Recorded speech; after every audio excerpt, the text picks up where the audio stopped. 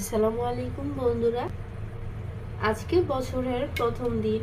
তো এখন 9টা 8 বাজে, তারপরে পানি বরফের মতো ঠান্ডা। এজন্য আমি এখানে কুসুম গরম পানি করে নিয়েছি, আর এখানে হাত ভিজিয়ে ভিজিয়ে এভাবে চুবিয়ে চুবিয়ে হচ্ছে এই থালা বাসনগুলো ধুয়ে নিব, তাইলে হয়তো বা একটু ঠান্ডাটা কম লাগবে। তো বন্ধুরা, বাসনগুলো ধুয়ে নিব। আমার কাছে মনে হয় যে গরম পানিটা যদি সাথে একটু থাকে তাহলে থালা বাসন ধুতে গিয়ে আমার কাছে ঠান্ডাটা একটু কম লাগে, এরকম মনে হয়।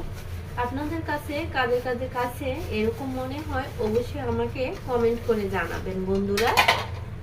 তো বন্ধুরা, আমার থালা বাসনগুলো মাজা হয়ে গেছে আর হাতগুলো একদম বরফের মতো ঠান্ডা হয়ে গেছে, সেজন্য হাতগুলো একটু গরম পানিতে ডুবিয়ে নিলাম।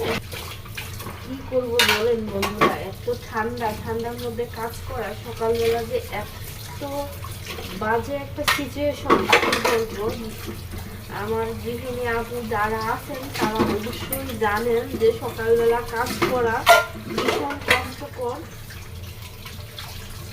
আসলে একজন নারী ছাড়া এই কষ্টটা মনে হয় না কেউ বুঝবে, শুধু আমার আমার মতো গৃহিণী আপুরাই বুঝতে পারবে এই ঠান্ডাটা যে কতটা মানে খারাপ লাগে সকালবেলা এই কাজগুলো করতে।